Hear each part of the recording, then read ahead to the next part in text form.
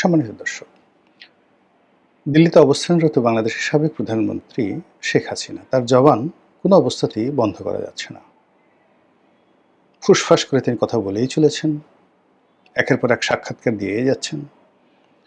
সেটা নিজের বক্তব্যের মাধ্যমে হোক, লিখিত বক্তব্যের মাধ্যমে হোক, কখনো কখনো টেলিগ্রামে, কখনো কখনো সেই সামাজিক যে মাধ্যমগুলো রয়েছে সেখানে, আবার রয়টার্স, ওয়াশিংটন পোস্ট থেকে শুরু করে ইকোনমিক্স, মানে যত সে হিন্দুস্তান টাইমস, পাকিস্তানের ডন, ইন্ডিয়ান এক্সপ্রেস, যত বিখ্যাত পত্রিকা রয়েছে দুনিয়ার, এই জাপান, জার্মানি, অস্ট্রেলিয়া, সমস্ত পত্রপত্রিকাগুলোতে কোথা থেকে তিনি সেই সমস্ত লবিস্ট টবিস্ট ম্যানেজ করে, সেটা তিনি করে না ভারত সরকার করে আল্লাহই জানে, একটার পর একটা বোমা ফাটিয়ে যাচ্ছেন গত 2 বছর ধরে।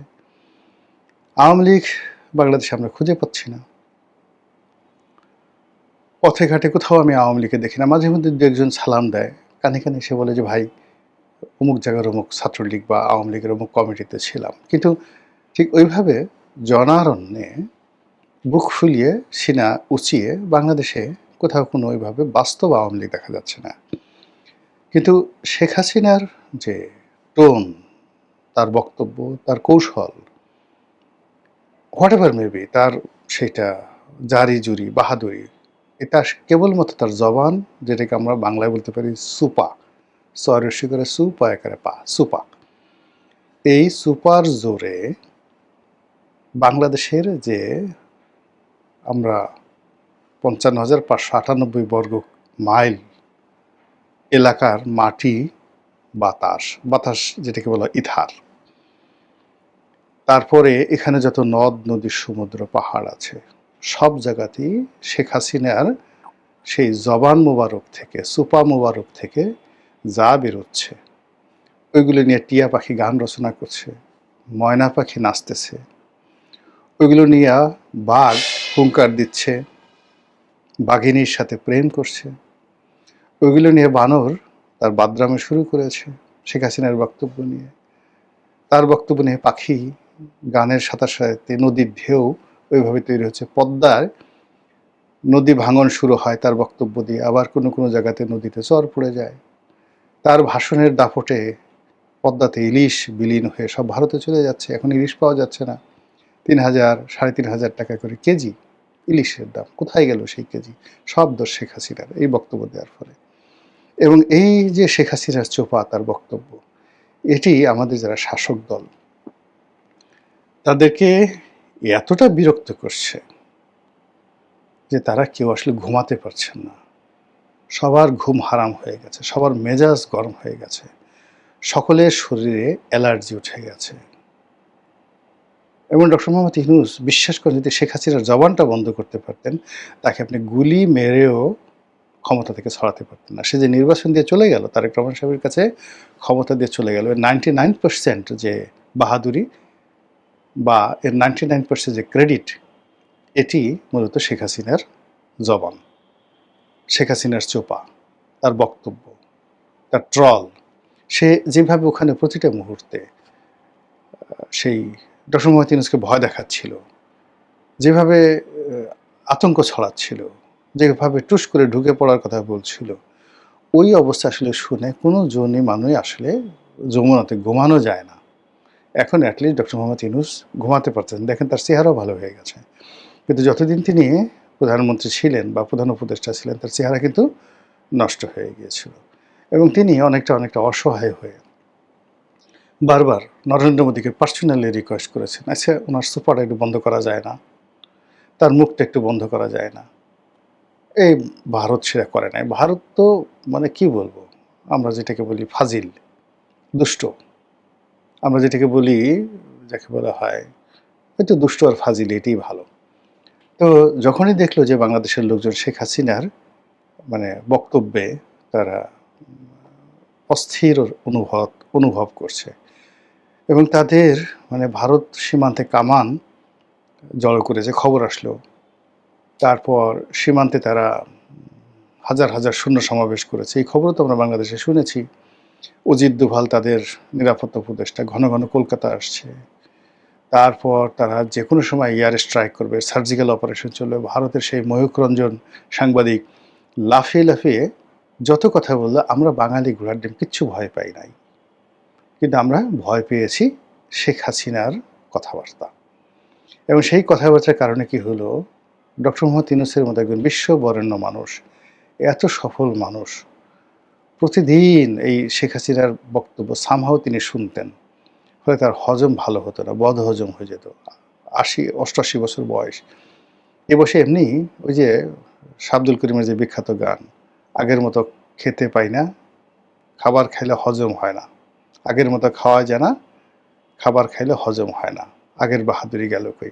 এই বয়সে মেশিনপত্র জিনিসপত্র সব এলোমেলো হয়ে যায়। তারপর যদি আবার ভয় থাকে তাহলে একেবারেই হজম হয় না, মুখ থেকে গন্ধ আসে, বগল থেকে গন্ধ আসে, পেটের মধ্যে গুড় গুড় গুড় গুড় করে শব্দ হয়, আর কোষ্ঠকাঠিন্য দেখা দেয়।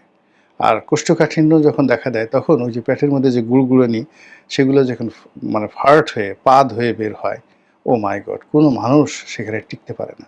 এই জন্য হয় কি, বুড়া মানুষকে ভয় দেখাতে হয় না। যে কোনো বুড়া মানুষকে ভয় দেখালে সিরিয়াস একটা ইফেক্ট হয়। দেখবেন যে বুড়া মানুষ ভয়ের চোটে এমনি দাঁত বের করে চিত হয়ে হা করে রাতে নিঃশ্বাস নেয়, মানে আধো আধো ঘুম। আমাদের গ্রামের কয়েকজন বুড়া মানুষকে আমি দেখেছি, তাদের ওই মরার আগে আগে বিভৎস হয়ে গেল চেহারা, হা করে ঘুমাতো, দাঁতগুলো বের হয়ে থাকতো, কি যে একটা বিভৎস। এই জন্য আমি আসলে সবসময় করি কি, বুড়া মানুষকে কখনো ভয় দেখায় না, তাদেরকে সান্ত্বনা দিতে হয়। ও দেখেন না, ওরে আমার পুলু পুলু বাবুরে, একটা শিশুর সঙ্গে যেভাবে আচরণ করে বুড়া মানুষের সঙ্গে ওইরকম আচরণ করে। তো সেক্ষেত্রে ডক্টর মোহাম্মদ ইউনূস আসলে তার সাথে ওইভাবে আন্তরিকতা নিয়ে তাকে সান্ত্বনা দেওয়ার মতো, তাকে ভালোবাসা দেওয়ার মতো, তাকে ঘুম পাড়ানোর মতো ওইরকম কোনো ব্যক্তি হয়তো তার পাশে ছিল না। ফলে কি হলো, শেখ হাসিনার এই যে এলোমেলো আচরণ, এলোমেলো কথা, তার যে হুমকি ধামকি, এগুলোর কারণে বেচারার একেবারে ব্যক্তিগত জীবন তছনছ হয়ে গেল। যাই হোক, সে গেল। সে যাওয়ার পরে যখন আবার নতুন সরকার এলো, আবার শেখ হাসিনার উৎপাত শুরু হয়েছে। প্রথম মাসখানেক বোধহয় একটু বন্ধ ছিল। আমরা ধারণা করেছিলাম হয়তো সরকারের সঙ্গে তার একটা লেনাদেনা হয়েছে, বা একটা বোঝাপড়া হয়েছে, বা তিনি যেটি এর আগে বলেছিলেন যে জামাতকে ঠেকানোর জন্য, একটি মৌলবাদী শক্তিকে ঠেকানোর জন্য তিনি তার নেতাকর্মীদেরকে নির্দেশ দিয়েছেন বিএনপিকে ভোট দেওয়ার জন্য। সেক্ষেত্রে তারেক রহমান সাহেবের সফলতা, তার অভিষেক, তারপর বিএনপি সরকারের এই যে কার্যক্রম, এগুলো নিয়ে শেখ হাসিনা মোটামুটি 1 মাস একটা, যাকে বলা হয় গ্রেস পিরিয়ড, তিনি দিয়েছিলেন। কিন্তু পরবর্তীতে দেখা গেল যে না, তিনি সেই তার আগের মতোই আছেন, কোনো অবস্থায় তার একটু পরিবর্তন হয়নি। ইউনূসের জমানাতে যেভাবে জ্বালাতেন, এরশাদের জমানাতে যেভাবে জ্বালাতেন, বেগম জিয়ার জমানাতে যেভাবে জ্বালাতেন, ঠিক একইভাবে এখন বেচারা তারেক রহমান সাহেব তাকেও জ্বালাচ্ছেন, এবং যা মুখে আসে তাই তিনি বলছেন।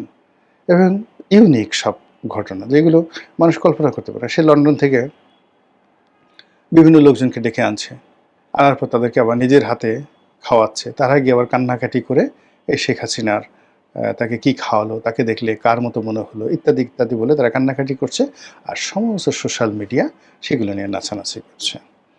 আবার তিনি সেই মাঝে মধ্যে তার যারা লোকজন আছে, দেশে আছে, দেশের বাইরে আছে, এগুলোকে আপনি তার কৌশলের হাতিয়ার বলতে পারেন। ভারতের কিছু সাংবাদিক আছেন, বাংলাদেশে কিছু সাংবাদিক আছেন, বিভিন্ন ইন্টারন্যাশনাল কমিউনিটির এনজিওর কিছু লোকজন আছেন, তারা ঘুরে ফিরে আওয়ামী লীগ এবং শেখ হাসিনাকে সামনে নিয়ে আসে, এবং একটার পর একটা তারা গুজব ছড়ায়, এবং গুজব আলটিমেটলি সবই শেখ হাসিনার পক্ষে চলে যায়, এবং সরকারের মধ্যে যথেষ্ট টেন্স তৈরি করে, এবং এই যে সরকারের মধ্যে যে টেন্স তৈরি করছে, এটা দেখে আবার শেখ হাসিনা খুব মজা পাচ্ছে, ভীষণ রকম মজা পাচ্ছে, যে আমি তো এটাই চাই। আমি নিজে অবাক হয়ে যাই যে একটা মানুষের বয়স 80 বছর। আপনারা জানেন যে একটা পুরুষ 80 বছর হলে তার যে ধরনের শারীরিক জটিলতা থাকে, কিন্তু 80 বছর বয়সের একজন মহিলা হলে তার মধ্যে অনেকগুলো সেই জটিলতা আরও বেশি থাকে। কিন্তু শেখ হাসিনার অবস্থা দেখে মনে হচ্ছে তার একটা স্টিল বডি, পুরো একটা রোবটিক বডি, এর মধ্যে কোনো রকম সমস্যা নাই, ডায়াবেটিস নেই, ব্রঙ্কাইটিস নেই, নিউমোনিয়া নেই, হাঁটু ব্যথা নেই, মাথা ব্যথা নেই, মানে কি অবস্থা, মানে কোনো রকম সমস্যা নেই, কণ্ঠস্বর মানে বাংলাদেশে থাকতে তার যে কণ্ঠস্বর ছিল সেটা কিছুটা কিছুটা হলেও কাঁপা কাঁপা এলোমেলো ছিল, কিন্তু এখন দিল্লিতে যাওয়ার পর তার কণ্ঠটা এত দৃঢ় হয়ে গেছে, এখন গম গম গম গম করে কথা বলছে, মনে হয় যেন তার বয়স এখন 50 বা 55 বছর। এগুলো সহ্য করা যায় বলেন তো? এগুলো শুনলেই তো কেমন লাগে, মেজাজটা গরম হয়ে যায়, অস্থিরতা তৈরি হয়ে যায়, হাত পিত্তস্তুর হয়ে যায়, মনে হয় যে ওরে একটা চিৎকার দেয়, ওরে বাবা গো, ওরে মা গো। এখন এগুলো শুনলে তো মানুষজন বাজে কথা বলবো যে তুমি এ ধরনের কী হচ্ছে, তো এই পরিস্থিতি তৈরি হচ্ছে। তো এইরকম সবই ভালো ছিল। এখন সেই আগস্ট মাসের 5 তারিখে যেদিন তিনি বাংলাদেশ থেকে হেলিকপ্টারে করে চলে গেছেন, তার বক্তব্য হলো তিনি লেজারে গেছেন, তিনি আজ প্রাইম মিনিস্টার হিসেবে গেছেন, তাকে সরকারি হেলিকপ্টারে করে সেখানে ভারতীয় সরকার প্রোটোকল দিয়ে তাকে নিচ্ছে, আর বাংলাদেশ সরকার থেকে প্রোটোকল দিয়ে পাঠিয়েছে। তো কে বলছে সে পালিয়েছে? আর আমরা বলছি আরে দুপুরের খাবার খেতে পারো নাই, আরেকটু হলে জনগণ গণভবনে ঢুকে যেত, ঢুকে পড়ে তোমাকে তোমার লোকজন সহকারে পাড়িয়ে মেরে ফেলতো। এইভাবে আমরা গালাগালি করছি, তারপর আমরা বলছি যে তুমি আসতে চাও আসো, এয়ারপোর্ট থেকে, নাহিদ ইসলাম বলছে এয়ারপোর্ট থেকে ধরে এনে ডাইরেক্ট ফাঁসিতে টানানো হবে। তিনি অবশ্য বলেন না যে এয়ারপোর্টে, তো বলতে পারতেন যে আমরা আসলে শেখ হাসিনার জন্য এয়ারপোর্টে একটা ফাঁসির মঞ্চ তৈরি করবো। তিনি বরং বলছেন যে ওখান থেকে তাকে গ্রেপ্তার করে এনে আমরা তাকে সরাসরি ফাঁসির মঞ্চে নিয়ে যাব। এখন ফাঁসির মঞ্চটা যে কোথায় হবে, এটা কি গুলিস্তানে হবে, জিরো পয়েন্টে হবে, বঙ্গভবনে হবে, যমুনার সামনে হবে, নাকি কারাগারের মধ্যে হবে, এটা অবশ্যই নাহিদ ইসলাম বলেননি। ওদিকে সরকারের একজন উপদেষ্টা, তথ্য উপদেষ্টা রয়েছেন, তিনিই বলেছেন যে আমরা তাকে বেঁধে আনতে চাই। বোঝার চেষ্টা করুন, দিল্লি থেকে শেখ হাসিনাকে হাত পা বেঁধে, হাতে হাতকড়া, পায়ে ডান্ডাবেড়ি, একেবারে সেই সিনেমাটিক অবস্থাতে তাকে সেইভাবে আমরা সেখান থেকে আনতে চাই, আমরা সেভাবে আনবো। এখন সে যদি স্বেচ্ছায় বাংলাদেশে আসতেছে, তা আসুক, আসুক, কামন। আপনি চিন্তা করুন, এই যে কথাগুলো আপনি দেখেন, এই কথাগুলো একটা উত্তেজনার ফসল, অস্থিরতার ফসল, এবং এইটার জন্য ওই উপদেষ্টার কোনো দায় নাই। এই যে নাহিদ ইসলাম যে কথা বললেন, নাহিদ ইসলাম নির্দোষ লোক, তার কোনো দায় নেই, সব দোষ শেখ হাসিনার। এই কারণে সেই মাঝে মধ্যে এই কথাগুলো বলছে। এখন এই বর্তমান অবস্থাতে দেখেন, সে আবার এই 5 তারিখে সেই কি বলবে না না বলবে, কি করবে না না করবে, দিল্লিতে কি একটা অনুষ্ঠান করবে, সেটি নিয়ে সরকারের যারা লোকজন আছেন তাদের মেজাজ গরম হয়ে গেছে, মন খারাপ হয়ে গেছে, মেজাজ ঠিক রাখা যাচ্ছে না, অস্থিরতায় ভুগছে। ফলে সরকারের একজন কর্তা ব্যক্তি, ভারতের যে রাষ্ট্রদূত বাংলাদেশে আছেন মন্ত্রী পদমর্যাদায়, দীনেশ ত্রিবেদী, তার সঙ্গে দেখা করলেন, মানে দীনেশ ত্রিবেদীকে ডেকে আনলেন বা তিনি এলেন। এখন দীনেশ ত্রিবেদীর কাছে বললেন যে আপনি এই শেখ হাসিনার এই ভাষণ শাসন দেওয়া বন্ধ করেন। সে ওখানে বসে যদি রাজনৈতিক কর্মকাণ্ড করে, কথাবার্তা বলে, তাহলে এটা আপনার আমার সম্পর্কটা ভালো হবে না, বাংলাদেশের সাথে সম্পর্কটা ভালো হবে না। এবং ঠিক একই কিন্তু বিরক্ত হয়ে গেছিল ইনুস সাহেব।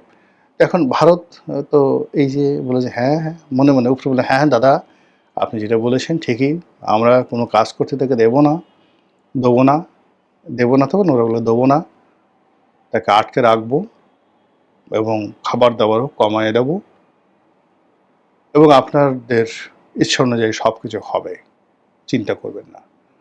আর ওই পাশে গিয়ে তারা বলে বোহেনজি চালিয়ে যান, আপনি আছেন বলেই তো আমরা আছি, আপনি কথা বলেন বলেই তো আমাদেরকে ডাকে, আপনি কথা না বলে তো আমাদেরকে ডাকতোই না, একেবারেই ডাকতো না।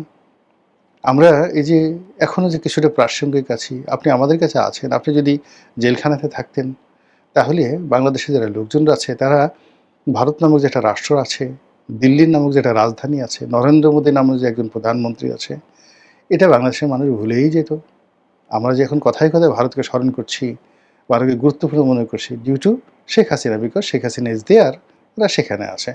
এই জন্য ওখানকার দাদারা বলে যে আমরা ওখানে যা বলি বলি ওগুলো না, আপনি মনে কিছু করবেন না গো দিদি, আপনি আপনার মতো চালিয়ে যান গো।